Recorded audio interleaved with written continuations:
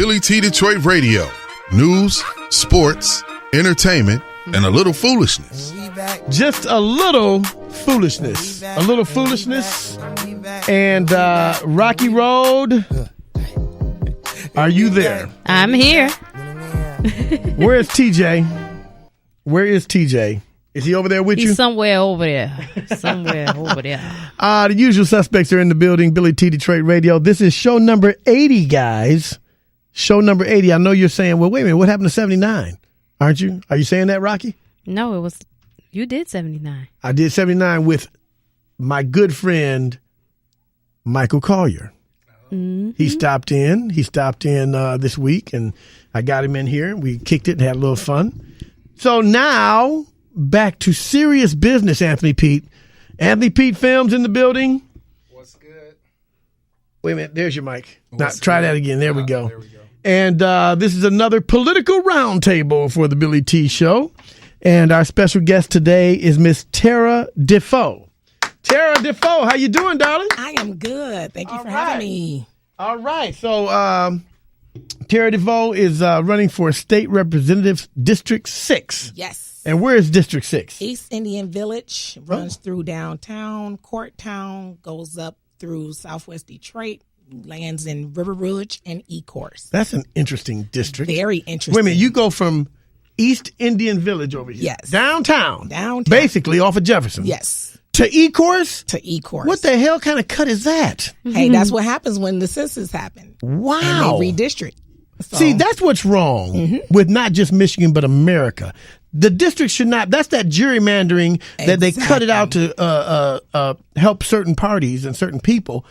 And that's just not right, I think. What do you think about that? Is there anything that can be done about that? There's a whole lot that must be done about it. One, you have to elect people that know what you're talking about and what they're talking about to sit at the table to talk about when they drawing these lines, mainly after the census. And if you notice, we really haven't heard anything about the census. That's true. And so that means in another year or two, we're going to might be losing some seats because, they say we losing population when we know that we're not. But some cities may lose some seats or they may be cut into other districts. And so downriver, unfortunately, has always, River Ridge and Ecorse has always been looped in with another city. So whether it was Wyandotte or rather it was Taylor. Okay, if it's Wyandotte and Taylor and those that are in that same area, I'm fine with that because they are smaller communities. You put them together to make a group. That's not the problem. You're in East Indian Village and Ecorse are nowhere near each other. Nowhere near each other. They're 20 miles apart. Exactly. That is insane. Totally. And just imagine the people Who are the idiots that allow that to happen? That's what I want to know. Them representatives that was there. That's disgusting. 4 or that 6 years really, ago. really irks me. Yeah, and think about the people downriver who has to, they didn't have a say into this because the representative was out of Detroit. So, and that's what normally happens is the representative wins and they're out of Detroit. And they never go back and see them. And they never go back and see them. Because what state was it? Pennsylvania, they just had a big thing about it and they were showing the gerrymandering maps. And it was such an awkward thing. And it sounds just like that. Yes. Districts are 20 miles away. 20 miles away. It's ridiculous. Yes. What are you going to do to change that, Terra DeFoe? Well, it becomes one of those things that, is that something that the district wants? Because if it's not something that the district wants and we lose a seat from it, then that means that we're losing another Dem in the House that we need. Right. We don't need to be losing. And Detroit carries all of the Democratic votes in the House. So if we lose a seat, we can't afford to lose any more seats. We already lost one. Yeah. So it becomes that conversation of how do we keep these lines from expanding, or how do we keep them? Just leave it like it alone. is. Yeah. But get a representative in there that understands downriver and understands the Detroit side. And, that's why I'm running, because I understand both ends. Where are you from exactly? I am from Livernois and 8 Mile. Okay. My grandparents raised me when I was 18 months old. Tap that a little bit there. Anthony, go ahead and do something. There we go. We have a little mic difficulty there. We put you on what we thought was the good mic, and now help it out, Anthony. Do something. You're over there for crying out loud. Make yourself useful. Okay, try to say something. Keep talking. Let's switch over. Sometimes we have technical difficulties. It ain't 100%. It ain't perfect. You keep those headphones. They're all the same. All right. So anyway, Miss Terra DeFoe, Democrat for State Representative, House District 6. Okay. Where'd you come from? What are you doing here? Who Who is Terra DeFoe? Terra DeFoe? Now, that's a very interesting question. Terra DeFoe is a young lady whose mom got killed when she was 18 months old. Oh my goodness. Unfortunately, they shot her, raped her, dumped her behind State Fair. Oh my goodness. And so my grandparents raised me. My grandparents did not raise me to hate anyone because of the race that killed my mother. And so they raised me to work hard. They raised me to, take care of the family, do things that you're supposed to do as a young lady. So I was raised with my aunts and my uncles. 7 of us in the house. So if they got in trouble, I got in trouble. Yeah. So they got whooping, I got whooping. Oh yeah, that's. But I got to hang with my uncles. They was the Earl Flynn's and all of that stuff back in the day. Oh, you was hanging with some gangsters. Exactly. 8 Mile Stonies and oh my goodness. 7 Mile Smurfs and so it's. You a gangster. So it's one of them things that you got to see. Learn how to drive at 8. You got to do. Got to do Sleep Valley. But it was family. We was community. We understood. What was going on. Unfortunately, I suffered sexual abuse as a child, and so that added to the already stressed life, and so had my son at 16 years old. And I've been on my own, ever since. I am a closed head injury survivor. I was working for an airline back in 94, and a cargo door gave an inch and hit me in the head. Oh my so to go through rehab, but went through everything I was supposed to do. Kept trying to finish my college studies. I was studying accounting, and I was doing fine. I was honor student in accounting, went back after my head injury, and it was Japanese. And I didn't understand anything. Wait a minute, what was Japanese? The math. Company? No, math.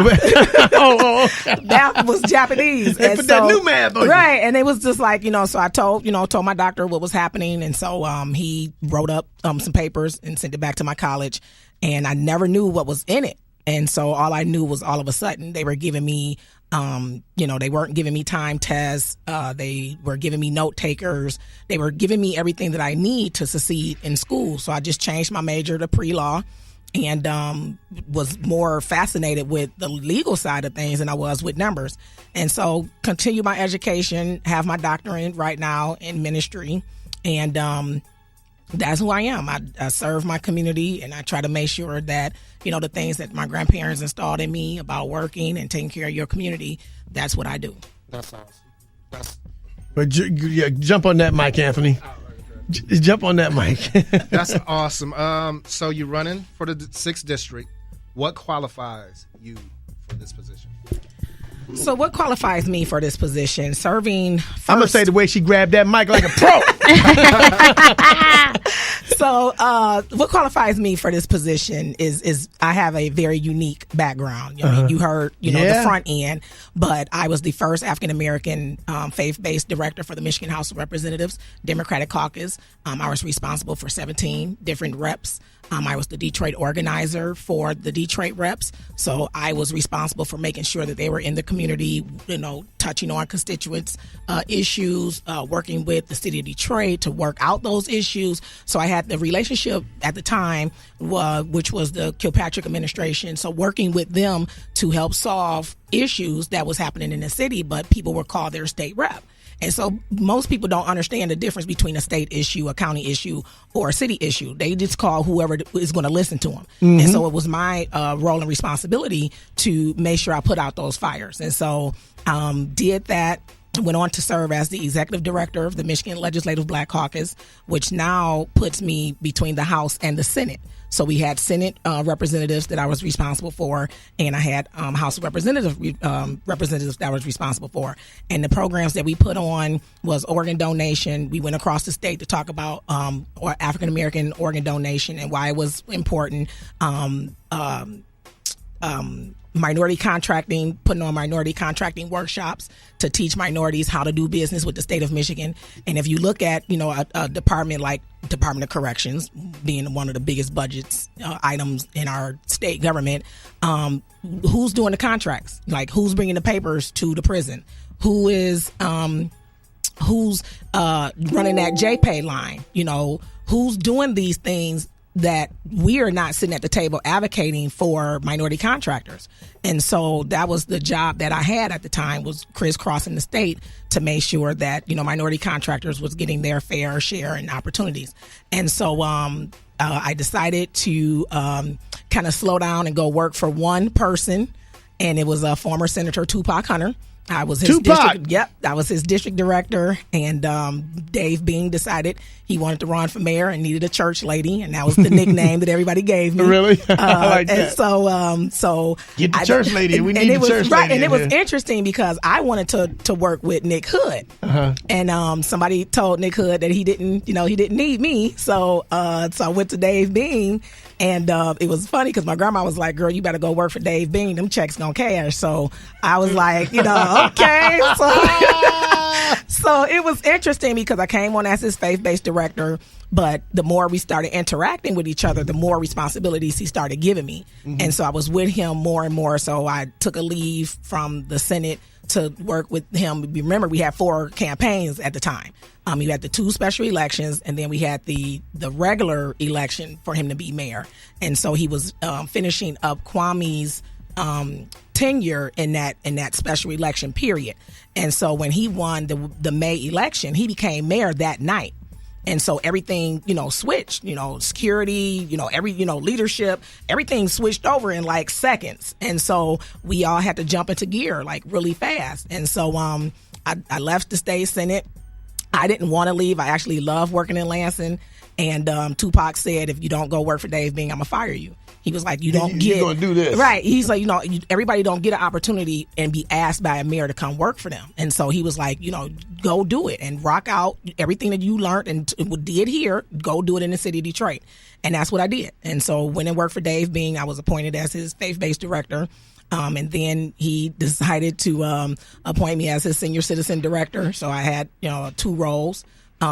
Which was very interesting, having 2 responsibilities like that. And so did that as we saw what was happening with the bankruptcy, and so I left and went to go work for the Detroit Rescue Mission Ministries.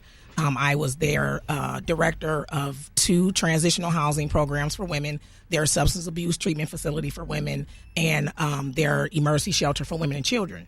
And in times past, I used to write grants for those type of programs. So when they asked me to come over to be the director, I said, I wrote grants for it. So now I get to really see the day-to-day operation. I get to see what I wrote go into action. And so it was a very life-changing experience because you have women, who struggle, it can happen to us at any given moment. Whether it was the death of a child, and one drink turned into another drink that turned into another drink, and it just kept happening, and so they found themselves in a substance abuse treatment facility. Ms. DeFoe, nice to meet you. Nice to meet you. I just want to say, I don't really have a question. I have more of a comment. I just want to say that, it's a lot of people, especially young people, that might not be politically knowledgeable. But what I find that's very interesting and very encouraging about you is that you've told a story like you're a survivor. Yes. And there's people out here hurting. Yes. They need answers. They need resolutions. And it's good to know that you have someone like the lady next door, the girl next door, who's going to be fighting for them. Yes. And that's going to have some of the same values and issues that they have instead of worrying about the person at the top. Exactly. And that's very important, and I want to thank you for that. Thank you. And that's one of my biggest things. I'm at the place where I'm tired of the puppet candidates, right? Everybody's perfect. You can't have a parking ticket. You can't do this. You can't do that. Yeah. And you look at voter turnout in the city of Detroit. People are tired of the fake candidates. They're tired of, everybody's got the same talking points. Everybody's getting on the same issues. Yeah. Which they wasn't before until other people started talking about it. But I'm gonna leave that one for another conversation. But yet, when they see that the train has left the station, now all of a sudden people want to talk about it.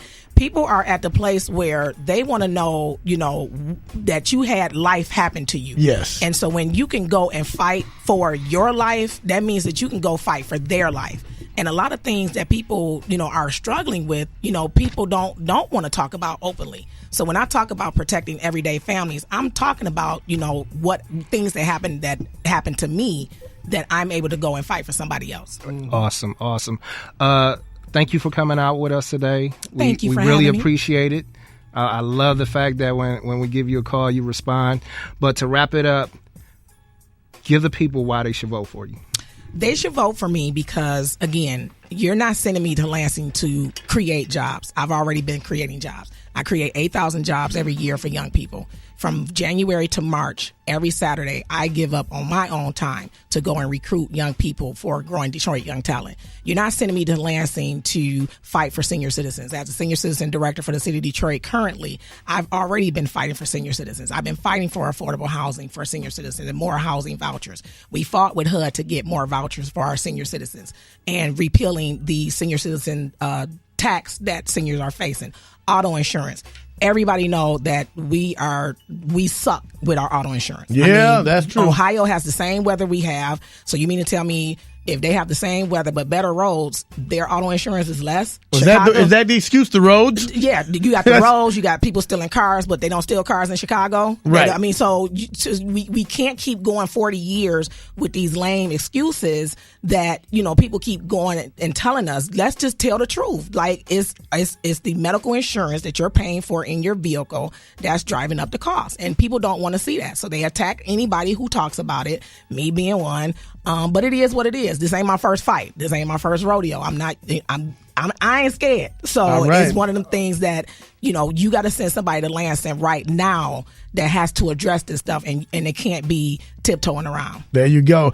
Terra DeFoe, Democrat, State Rep, House District 6. You got your boxing gloves on in the picture. That's right. You sound like you're ready to fight. I'm ready. You have a great story, and I know we just scratched the surface. Thank you for sharing that with us. Thank you for that is allowing awesome. I'm very proud of you. Thank you. And I appreciate you coming down. Thank you for having me. All right.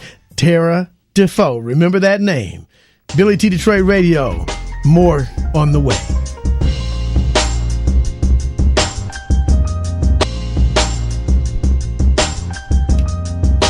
Billy T. Detroit Radio.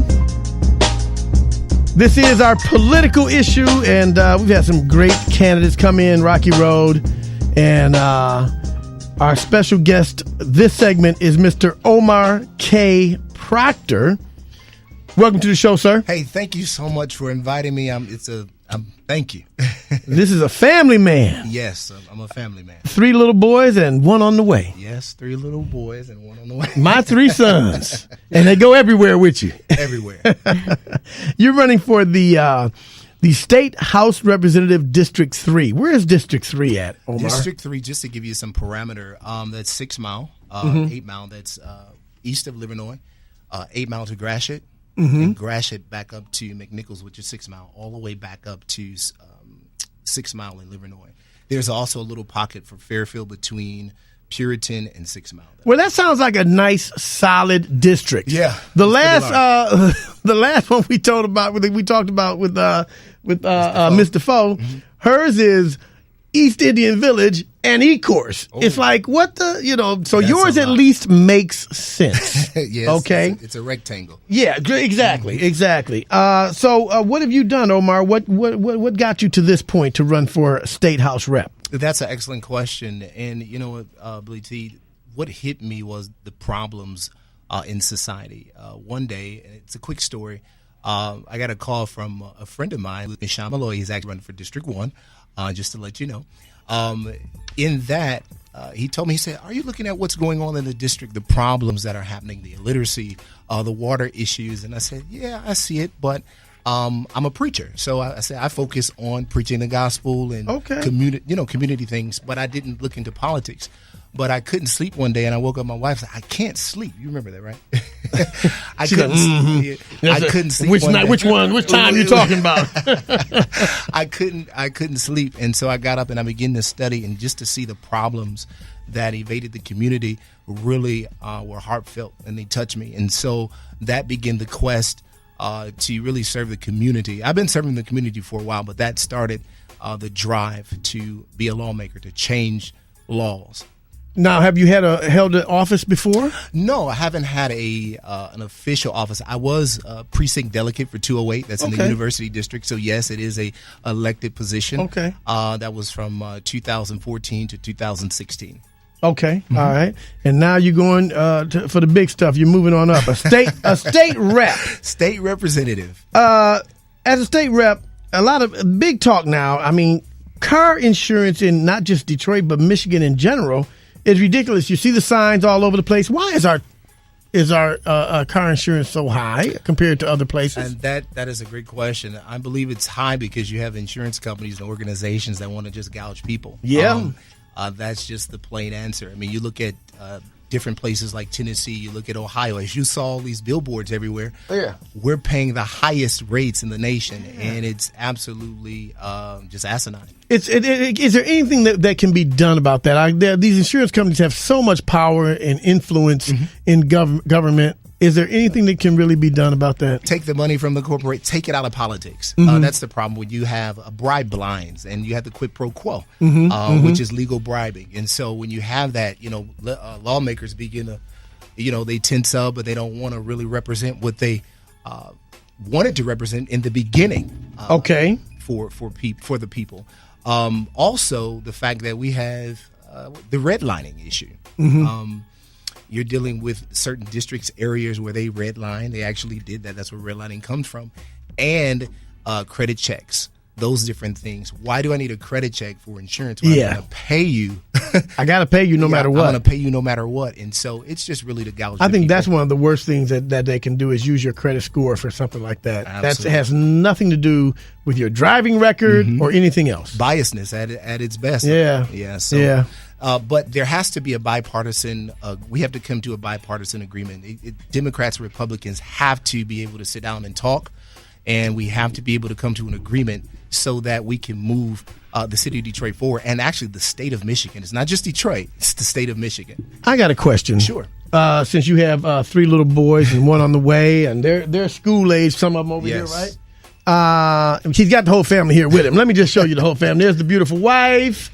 And there's the boys. Hey, boys, what's happening? Hey, my little cute kids, great family, beautiful family. Charter schools are a big thing in Detroit.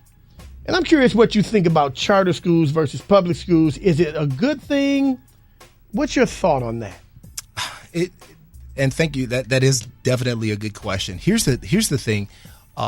You have citizens that pay millages, and we're paying them. The millages are split between Detroit public school systems and charter. So right now, no matter if people are for charter, for DPS, we're paying the millage. So we have to support what's going on because it's state funded now. Okay. And so what we have to do really as a community is have community-based organizations, religious organizations, block clubs to all come in tandem to help the school system birth out greatness. Pretty much. One of the I can't remember which gubernatorial candidate, but somebody said they want to take, state money away from charter schools. In other words, it should go only to public schools. And if there's charter school, I guess that would make them a private school kind of situation.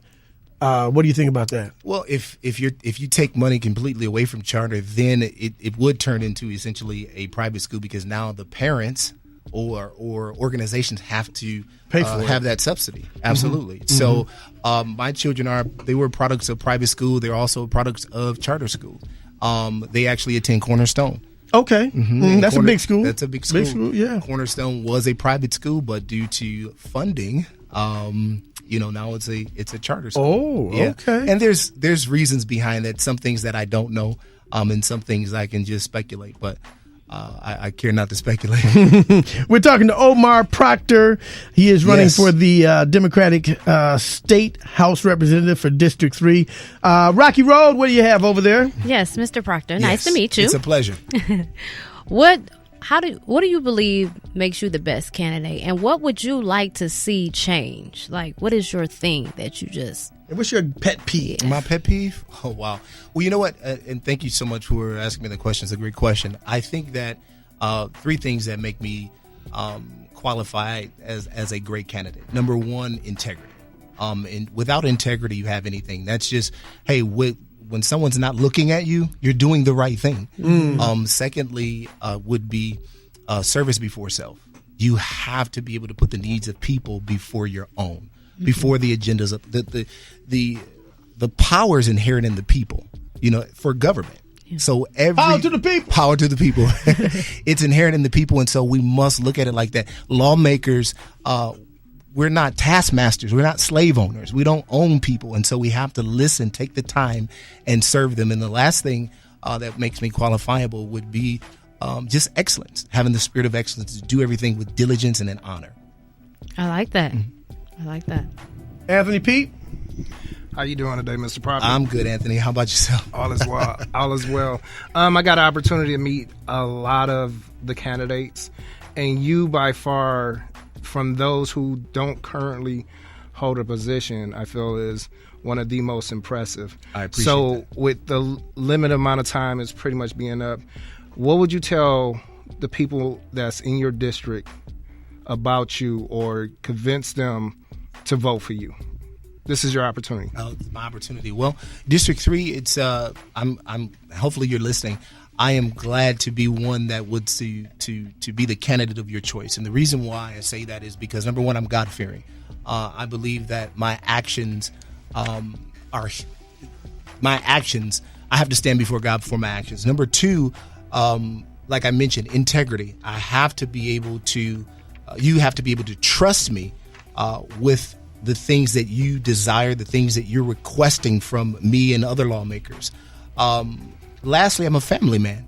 I'm pushing family. I want Detroiters to say, hey, we don't have to move to Tennessee. We don't have to go across 8 Mile. We want to be able to build our communities right here, build our families right here in the district, in Detroit, in the neighborhoods. And so we're going to push for families. We're going to push for children. We're going to push for fathers and mothers. We're going to push for education, adult education. We're going to do all those different things. But here's a big thing.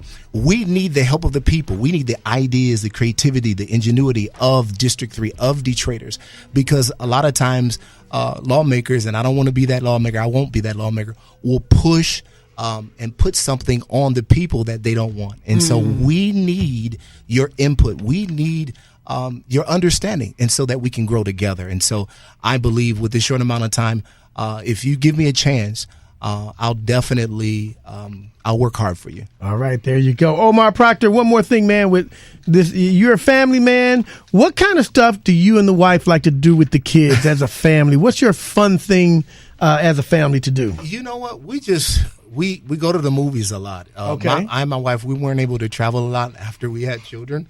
I wonder why. Movies. We spend time together. We do family things. I mean, from Dave & Buster's to just going out. But we look forward to doing some greater things. We have one on the way, so I don't know if we'll be able to get out as much. Nothing wrong with that. But you have to schedule time. You have to schedule time for your spouse. Any husbands out there, you have to schedule time to be with your wife and to enjoy your marriage. There you go. We've been talking to Omar K. Proctor, yes. Democrat for State House Representative, District 3. Thank you so much for bringing the family down no and problem. Spending some time with us. And don't forget to vote on August 7th. August 7th. Thank you, sir. We appreciate your time. Thank you so much. All right.